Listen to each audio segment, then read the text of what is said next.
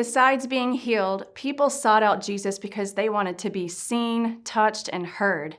We'll look at an example of each of these from Jesus' time on earth. First, let's look at an example of being seen. A religious leader has asked Jesus to bring his daughter back to life. Jesus is on his way to the man's house when something unexpected happens. Let's read Matthew 9, verses 20 through 22. Just then, a woman who had been subject to bleeding for 12 years came up behind him and touched the edge of his cloak. She said to herself, "If I only touch his cloak, I will be healed." Jesus turned and saw her. "Take heart, daughter," he said. "Your faith has healed you." And the woman was healed at that moment. Jewish law taught that someone who was bleeding would be considered unclean. This woman wasn't allowed to be around anyone, especially crowds. But in faith, she came up behind Jesus just to touch the edge of his clothing. She was used to being unseen, but Matthew tells us that Jesus turned around and saw her. Seeing and calling her by the compassionate name of daughter was an act of mercy.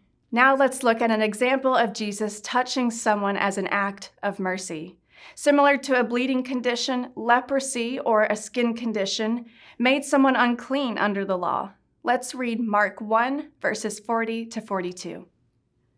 A man with leprosy came to him and begged him on his knees, "If you are willing, you can make me clean." Jesus was indignant. He reached out his hand and touched the man. "I am willing," he said. "Be clean." Immediately, the leprosy left him and he was cleansed. People thought even a touch would make them unclean. Jesus showed that the leper's touch didn't make him unclean. Instead, Jesus' touch made the leper clean. This act of mercy didn't just bring physical relief. It meant the man could go back to his family and community. He could work. He could worship with others. He was fully restored. A compassionate, healing touch was a significant act of mercy toward him. Finally, let's look at an example of Jesus listening as an act of mercy.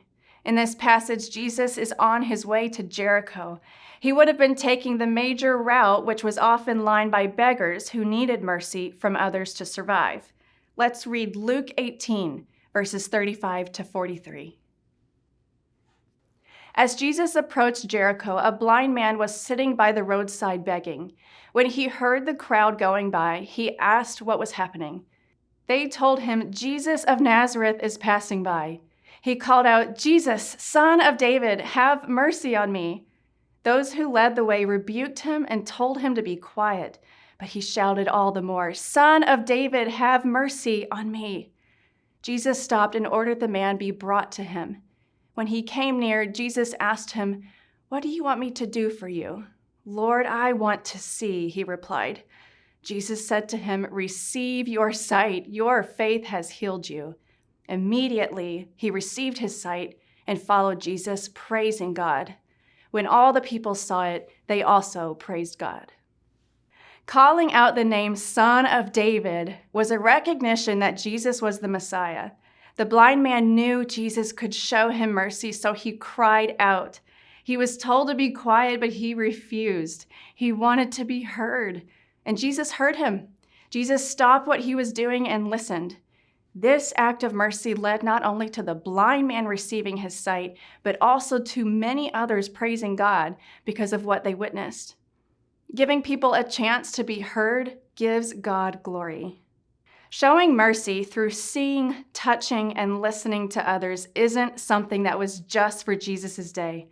Mother Teresa's ministry and legacy are a great example for us today. Mother Teresa had already been a nun for nearly 10 years, mostly serving as a teacher, when she heard God speak to her, telling her to abandon teaching and work in the slums of Calcutta, India instead.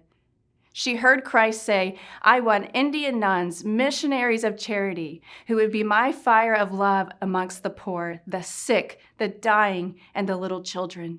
You are the most incapable person, weak and sinful, but just because you are that, I want to use you for my glory."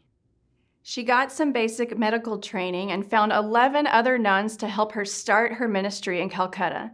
They let the hurting and outcasts of society know that they were seen and heard, and could receive a loving touch from God through their medical care.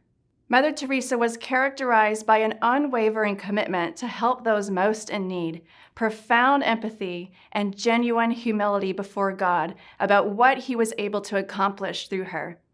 She said, "By blood, I am Albanian. By citizenship, an Indian. By faith, I am a Catholic nun. As to my calling, I belong to the world. As to my heart, I belong entirely to the heart of Jesus."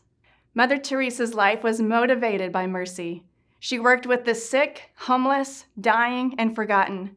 None of the people she served could offer her anything in return. She continues to be an amazing example to us today of showing the heart of Jesus and the mercy of God.